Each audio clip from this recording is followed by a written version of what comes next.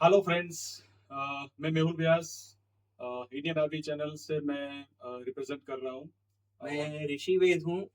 Even मैं भी Indian army channel को रिप्रेजेंट कर रहा हूँ। तो मैं हूँ रौनक व्यास, जैसे कि आपको पता है इंडियन आर्मी।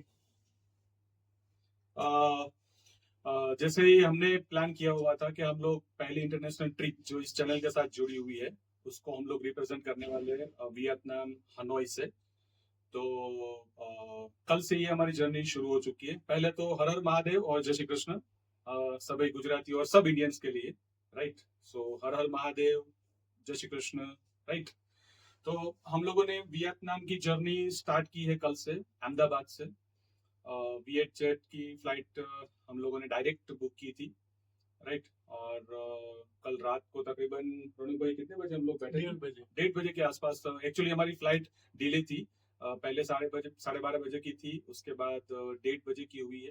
और 1:30 की मतलब 4:30-5 बजे के अप्रोक्सीमेट। हाँ ऋषि भाई, कितने बजे पहुंचे हम लोग हनोई एयरपोर्ट? हाँ, 5:30-6 बजे के आसपास हम हेनोई एयरपोर्ट पहुंचे।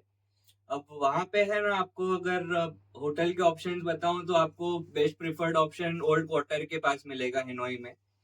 एंड हम अभी होटल में ही पहुंचे हैं।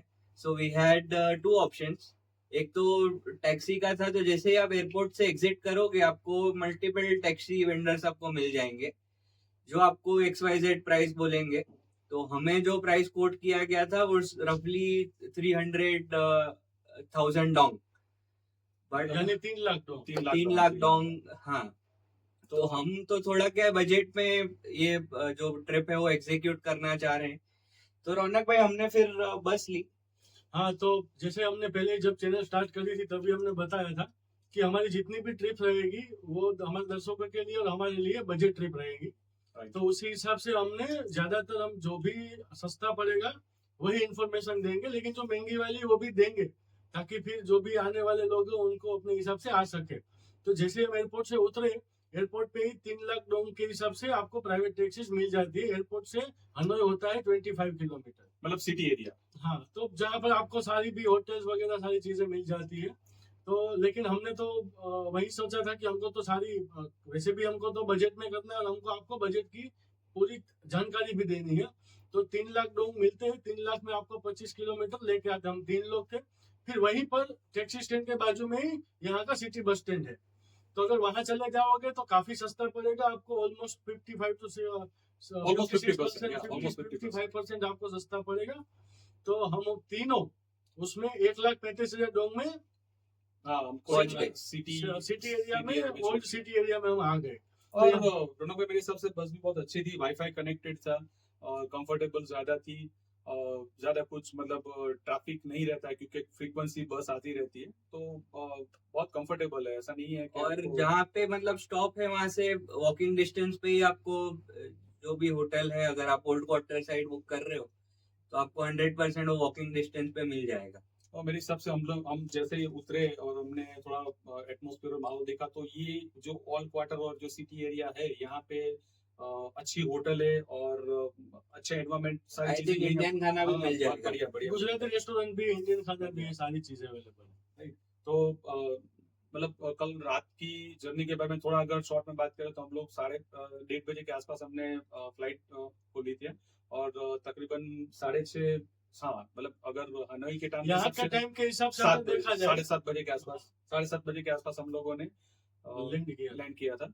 फिर उसके बाद इमिग्रेशन और छोटी मोटी सब फॉर्मेलिटी खत्म करके हम लोग आधे घंटे में तो एग्जिट कर लिया था। मतलब फॉर्मेलिटी बहुत अच्छी रही इमिग्रेशन में। इमिग्रेशन में तो मतलब सिर्फ हमारा पासपोर्ट लिया गया था, there were no questions asked.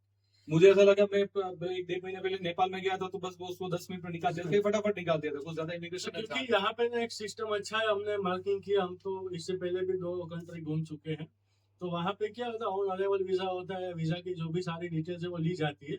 यहाँ पे तो आपको ऑनलाइन वीजा देना होता है। तो हमने तो 10 दिन 15 दिन पहले वीजा ले लिया था। तो वो जैसे आप पासपोर्ट देते हो तो पासपोर्ट नंबर के हिसाब से उनको वीजा डेट दिख जाती है। लेकिन हाँ, यहाँ पे आने से पहले अगर आपकी कोई फिक्स प्लानिंग हो तो उसी हिसाब से आपको वीजा अप्लाई करना होगा, क्योंकि ये एक ऐसी कंट्री है जहां पे आपकी फ्लाइट टू फ्लाइट जिस दिन की आपकी लैंडिंग एंट्री और जिस दिन entry- अराइवल हो और जिस दिन डिपार्चर वो हिसाब से वो वीजा इशू करते उसी हैं। डेट का करते हैं, तो मतलब वो वापस आपके जब आपके स्टैंप लगाते हैं पासपोर्ट में, तब भी वो लोग वहीं पे स्टैंप एग्जिट का भी लगा देते हैं कि इस तारीख को इनको एग्जिट होना है। तो अदर कंट्रीज में जाते हैं तो ऐसे ही 15-20 दिन का, महीने का, एक महीने का दे देते हैं। तो उस हिसाब से माइंडसेट लेके यहाँ पे मत आना। आपको पता है कि मुझे यहाँ 10 दिन रुकना है, तो आपको उस डेट से उस डेट का ही वीजा मिलेगा। ना आप एक दिन एक्सटेंड कर सकते हो, ना आप अर्ली आ सकते हाँ, हो। लेकिन उसमें एक बेनिफिट है आपके पास कि टोटल मेरे हिसाब से 30 दिन का वो लोग वीजा देते हैं। तो अगर आप पिछले अगर कुछ मतलब अगर रिटर्न टिकट आप लेके प्लान कर रहे हो तो आपको एक आइटनरी प्रॉपर बना के ही चलना है। लेकिन अगर आपके पास दिन है और आप थोड़ा प्रॉपर प्लान करके चल रहे हो तो आपको 30 दिन का वीजा मिल रहा है। लेकिन आपको उस हिसाब से प्लान करके चलना होगा कि भाई मेरी फ्लाइट अगर 10 दिन या 12 दिन के बाद की है तो आपको उस हिसाब से प्रॉपर आइटनरी बनानी होगी। बट हाँ, ये है कि आपको एंट्री और एग्जिट का जो है वो पूरा प्लान करके चलना है, क्योंकि वो वीजा थोड़े आप दिन है ना बफर में रखना, क्योंकि हमारी जो फ्लाइट थी वो एक दिन 11 की थी अपनी। 11 जुलाई की थी। हमारी फ्लाइट थी, जो कि कैंसिल हो गई और वो हमें बताया गया 9 या 10 तारीख के हाँ, आसपास वो में। रिशेड्यूल हुई एक दिन के बाद, मतलब तो 24 हमारे दिन पास की। ऑप्शन नहीं था, वो हमको 13 तारीख की लेनी पड़ी और फिर इस तरह से था। तो तो वो मैं क्या है एक्चुअली कि अगर फॉर एग्जांपल ऋषि भाई क्या है कि ये डायरेक्ट वाली जितनी भी फ्लाइटें रहती है, हाँ जो मतलब थाईलैंड या फिर वियतनाम या फिर जो भी दूसरी कंट्रीज में डायरेक्ट देती होगी, तो उसमें क्या है मेरे हिसाब से फ्रीक्वेंसी कस्टमर्स या जो भी रहते होंगे उसमें नहीं बनते हो, तो ये मे बी जिनका क्या ये schedule जो हो सकता है। वेट जेट है लो कॉस्ट कैरियर है, आपको हाँ। इजीली मतलब फ्रॉम इंडिया आप मुंबई से ले लो, अहमदाबाद से ले लो, ये करीब करीब 8 से 10-12 हजार के रेंज में आपको मतलब वन वे और फ्लाइट आप आ जाएगी। अगर आप 1-2 महीने पहले भी करते हो तो आपको और 2000 सस्ती भी पड़ सकती है, 6 से 8 हजार में भी पड़ सकती है। अगर आप 2 महीने या 3 महीने पहले भी प्लान कर लेते हो तो मतलब 90 डेज के अगर अंदर में कर रहे हो ना, तो आपको 6 से 8 हजार हमारा भी तो पड़ क्या सकती है। लगेज भी था, आप मतलब श्योर हो कि आपको सिर्फ कैबिन लगेज में आपका सफिशिएंट हो जाएगा, हम्म। तो एज अ बैकपैकर फिर आपको लगेज भी लेने का जरूरत नहीं है, अदरवाइज आपको बुकिंग के टाइम लगेज ऐड करने का ऑप्शन मिल जाएगा। तो ओवरऑल एयरपोर्ट का अहमदाबाद का तो एक्सपीरियंस ठीक ठाक ही रहा, मतलब वहाँ पे भी अच्छा था और हनोई एयरपोर्ट आके भी कोई ऐसा कोई बुरा एक्सपीरियंस हुआ नहीं, बढ़िया था। हमने जैसे एग्जिट किए तो जैसे बताया हमने टैक्सी नहीं प्रीफर किया, हमने बस प्रीफर कर लिया। तो सीधा हम लोग तकरीबन 20-30 मिनट में तो हम लोग आराम से यहाँ पहुंच चुके थे। तो उसके बाद हमने एडवांस में बुकिंग किया हुआ था यहाँ पे हनोई बैक पेपर करके, रूफटॉप होटल है, राइट। होटल और डॉर्मेट्री दोनों अवेलेबल है यहाँ पे। तो हमने एडवांस में थोड़े यूट्यूब्स में और सारी इन्फॉर्मेशन लेके इस होटल को सिलेक्ट किया हुआ था। तो हमने यहाँ पे एडवांस बुकिंग किया हुआ है, यहाँ पहुंच चुके हैं और आगे का भी आप लोग। आज का हमारा पहला दिन है। तो आज तो क्या है कि कल हमने पूरा दिन ट्रैवलिंग किया है, नाइट की जर्नी करी है। तो हम तो यहाँ पे वैसे भी 10 दिन रुकने वाले हैं, 8 दिन रुकने वाले हैं। तो अभी हम सिर्फ जाने वाले हैं, सिटी एरियाज कवर करेंगे। तो ये हमारा पहला व्लॉग है जो हम हनोई पहुंच के डाल रहे हैं। हाँ, सिर्फ जस्ट एक information, अपडेट हाँ, दे रहे हैं कि yes, अब तक information। हमारा क्या हुआ था, किस तरह से हम पहुंचे। बाकी का जो भी है, हनोई में कहाँ घूमना है, किस तरह का कहाँ पर आपको कौन सी चीजें सस्ती पड़ेगी, कैसे कैसे जाना है, वो सारे हम एक्सपीरियंस करते जाएंगे और आपके लिए वीडियोस बनाते जाएंगे। तो ये हमारा इस चैनल का पहला व्लॉग था।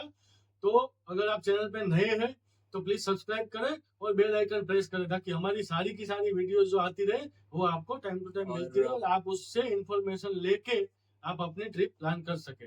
तो बाकी की जो चीजें हैं वो 1 बाय 1 वीडियोस में आती रहेंगी। और हाँ, लास्ट वीडियो में हम पूरी की पूरी आइटिनरी देंगे, क्योंकि अभी हमने क्या फ्लाइट की कॉस्टिंग है, क्या होटल की कॉस्टिंग है, ये हमने सिर्फ आपको ब्रीफ दिया है कि हम एयरपोर्ट से यहाँ पे कैसे आए।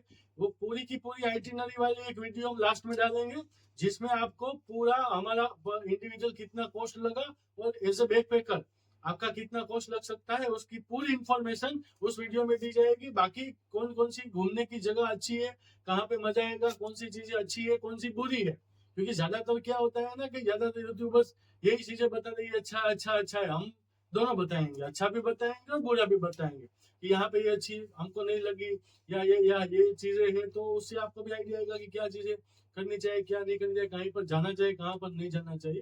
तो ये सारी चीजें 1 बाय 1 वीडियोस में आती रहेगी। तो आज का हमारा ये पहला व्लॉग था और आगे के वीडियोस हम आपको देते रहेंगे। Please keep supporting us. Thank you.